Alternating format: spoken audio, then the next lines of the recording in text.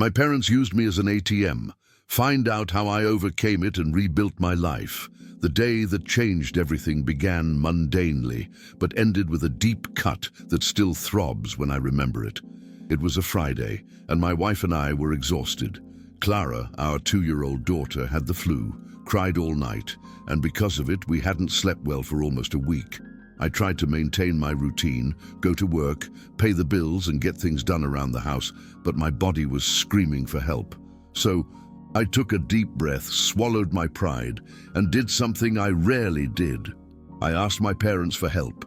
I just wanted one night to sleep, regain my strength, and return to my daughter in one piece. I thought it wouldn't be too much to ask. After all, I'd been supporting that household for years, paying for their electricity, water, groceries, medicine, and even car repairs. They knew they could always count on me. But that day, when I finally needed them, their answer pierced me. Like a blade. "We're not your employees, Andre." I was paralyzed. I didn't know how to react. My name is Andre, I'm 34 years old, and since I was 17, I've been carrying a life that shouldn't have been mine alone. I started working early because my parents always pushed the responsibility onto me. My father, Ronaldo, hid behind health excuses. My mother, Ligia, with her dramatic way, always made it seem like the situation was inevitable. And my sister, Camilla, the golden child, lived as if she were a guest in the family. While I was fighting a lion every day, she was spared everything. I didn't complain. I thought it was my role, that this was what it meant to be a son. But in that moment, with my mother's voice sounding cold, I realized I was alone. My daughter needed me, and I, a man who had already supported their household for years, wasn't worthy of a night's help. The scene that destroyed me completely came the next day. I was still trying to digest their response when I saw, in my sister's status, a photo of my parents happily caring for her children, smiling, full of energy, as if it were the greatest pleasure in the world. It wasn't because they were tired, it wasn't because they couldn't. They just didn't want to be there for me. The image burned my eyes. I trembled with rage, my stomach churning, my chest tight, as if I had no room to breathe. It was as if an entire film had played out before me. Years of bank transfers, bills paid, gifts given, silence in the face of humiliation. And now to see the difference in treatment blatantly exposed with no possible excuse. There was no turning back. I spent days brooding over it in silence. Paula, my wife, tried to support me, but I was immersed in a mixture of hatred and sadness. I thought, how could I be so stupid? How did I let them use me for so long? I felt ashamed of myself. I would wake up in the middle of the night with my heart racing, remembering my mother's voice and the photo I'd seen. I tried to work, but my mind wouldn't stop. Deep down, what hurt most wasn't the money or the wasted effort. It was the realization that I'd never been loved the way I needed. Money had always been worth more than me, and as much as I had my wife and daughter supporting me, the wound was still too deep. I needed to decide whether to remain trapped in that family or to free myself once and for all. The final straw came one Sunday. My mother posted on social media saying, "It's sad to see how children these days abandon their parents after everything they've done." It left an indirect impact on me, with those phrases full of innuendo and dramatization. My cousin Jessica commented, praising my mother's strength, unaware of anything. When I read it, I felt like I'd been stabbed. It wasn't enough that they'd caused me all the suffering they'd caused me in silence. Now she wanted to publicly make me the villain. It was at that moment I realized, if I didn't cut it off for good, I'd never have peace. It was now or never. That Sunday, after reading my mother's post and feeling the weight of being labeled ungrateful, I sat in the living room with Paula. My head was pounding, my hands were sweaty, and my stomach was in knots. I told her, "I can't take it anymore, enough. I'm not going to pay for anything anymore. I'm not going to support anyone anymore. I want to live my life." Paula looked me in the eyes and said something that stuck with me. "Andre, I've been telling you this for years. You don't owe them anything. Your life is here with me and Clara. It's us you have to protect now." I cried right there, silently, ashamed of not having seen it sooner. But it was also the first time I felt a kind of relief mixed with fear. It was as if a chain had begun to loosen, but at the same time, I knew their reaction would be cruel. The following week, I decided to act. I called my mother and told her that from that month onwards, I would no longer make any deposits. Her voice changed tone. Immediately, sweet for the first few seconds, it became accusatory, riddled with guilt. "So this is how you treat your parents? After everything we've done, you're going to let us go without?" I took a deep breath and replied that they were adults, that they could manage, that it was no longer my obligation. On the other end of the line, I heard shouting, my father trying to intervene hesitantly, and my mother spewing phrases that still echo. "You're a monster, ungrateful, you don't even deserve the family you have." I hung up trembling, but with a strange sense of victory. The days that followed were a silent war. My mother called relatives, distorted the facts, painting me as someone cold, insensitive, who had abandoned my parents. Messages arrived from uncles and cousins, some with harsh words, others just pointed questions. "But what happened to you, Andre? Why are you treating your parents like this?" I read them, and my chest burned. I wanted to justify myself, to send screenshots to prove all the exploitation I'd experienced. But I decided not to respond, not because it didn't hurt, but because I realized it would never be enough. Anyone who wanted to believe her version would. My fight was no longer to convince others. It was to free myself. Despite this decision, I won't pretend it was easy. There were nights I lay awake, wondering if I was being too cruel. I was afraid I'd regret it, that one day I'd need them and not have them. I also thought about Clara. If one day she'd judge me for cutting ties with her grandparents, it was a whirlwind. But when I woke in the middle of the night and saw my daughter sleeping peacefully next to Paula, I remembered that everything I needed was there. The family I'd always wanted to build, a family that didn't charge me money in exchange for love. That gave me the strength to endure. I began to feel the changes in my body. The weight on my shoulders seemed to lift, even though the psychological pressure was still intense.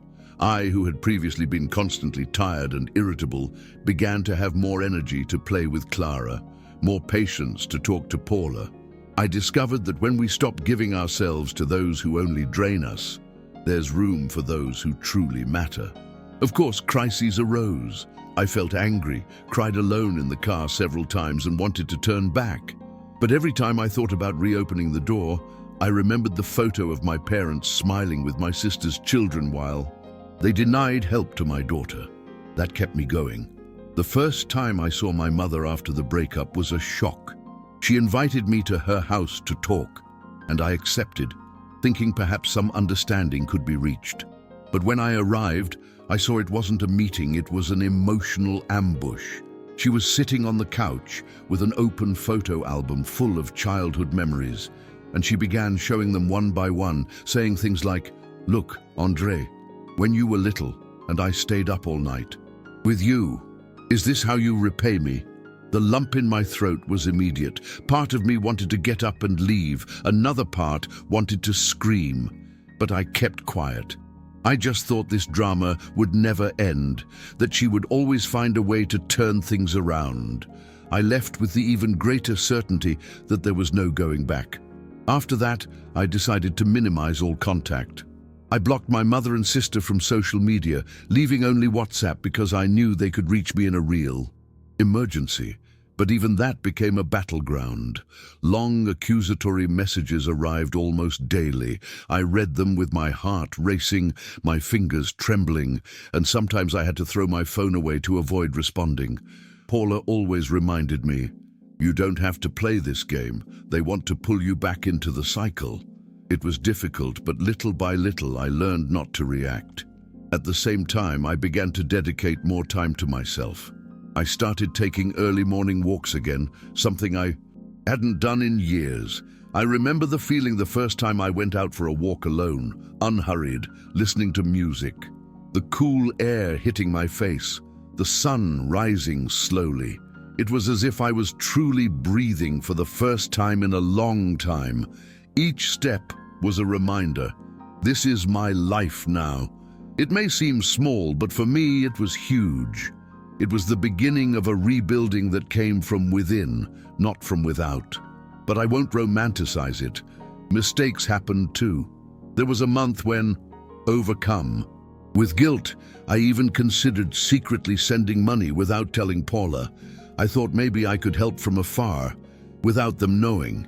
But when I opened the bank app and stared at the screen, my mother's voice came to mind saying, "We are not your employees." It was as if someone had shaken me.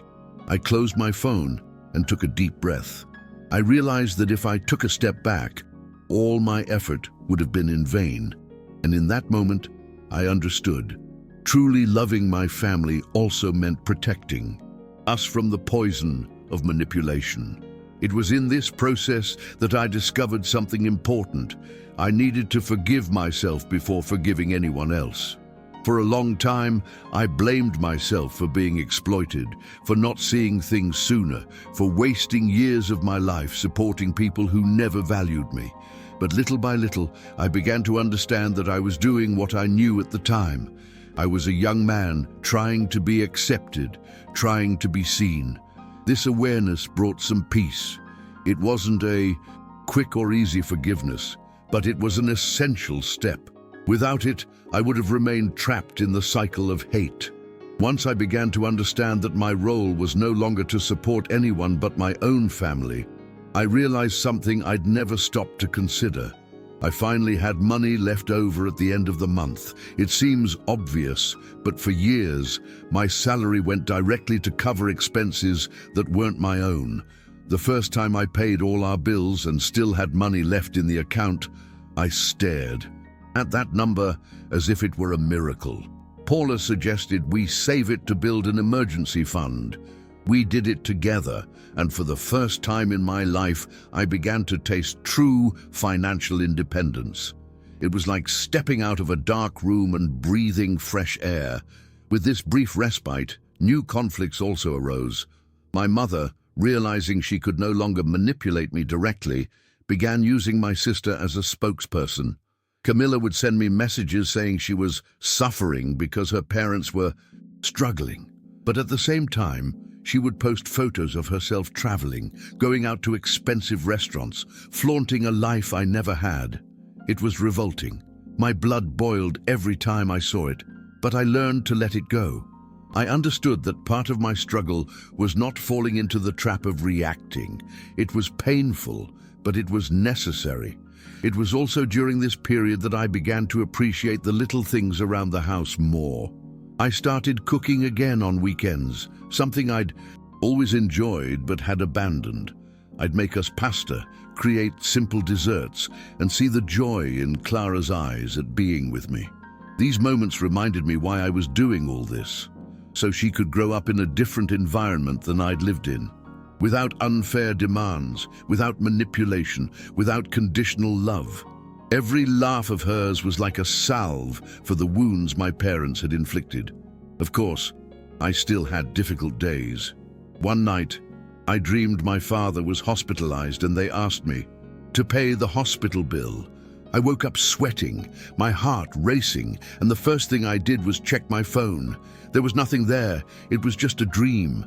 But the feeling was real. I discovered that guilt is like an invisible chain.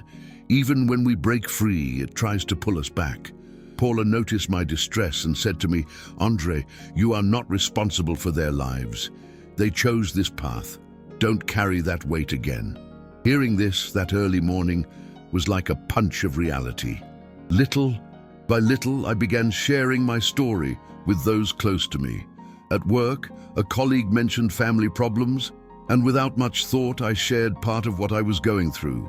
To my surprise, he replied, "Man, I went through the same thing with my mom. At that moment, I realized I wasn't alone, that there were many other sons and daughters living under the same cycle of emotional and financial exploitation. This gave me even more strength. If I could tell my story, maybe it would help someone. Avoid going through the same years of exhaustion I had. And that's when I decided I needed to transform this pain into something bigger. I reached a point where I realized my life had two choices: remain trapped in the role of a provider son who was never enough, or fully embrace the role of husband and father I always wanted to be. The decision was already made within me, but I needed to reaffirm it every day. When the urge to give in came, I remembered my mother's words, denying me help for Clara. When guilt tried to overcome me, I remembered my daughter's laughter while I cooked. This duality stayed with me, but I learned to use the pain as fuel to keep going. In the midst of this process, something unexpected happened. I began to see my father differently. Ronaldo had always been the coward in the story, the one who hid behind excuses about his health. I felt anger for him, but also a touch of pity. I understood that he chose to be dominated, that he preferred silence to struggle.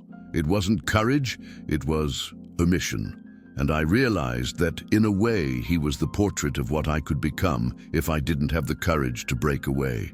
This gave me even more conviction. I didn't want to be the man who watches his own life pass by without reacting. Over time, my relationship with Paula also changed. She always supported me, but after the breakup, we began to see each other differently. I was finally whole in the relationship, no longer torn between my family and the burden of my parents. We had our fights, of course, but now they were about our own affairs, not about third parties interfering. We built a more relaxed routine, dreaming together of simple things like renovating the house or traveling when possible. And all of this was only possible because I had the courage to close the door on what was destroying me. I still miss having a family of origin to turn to in difficult times. It would be a lie to say it doesn't hurt to see photos of other people celebrating birthdays with their families, surrounded by close-knit parents and siblings.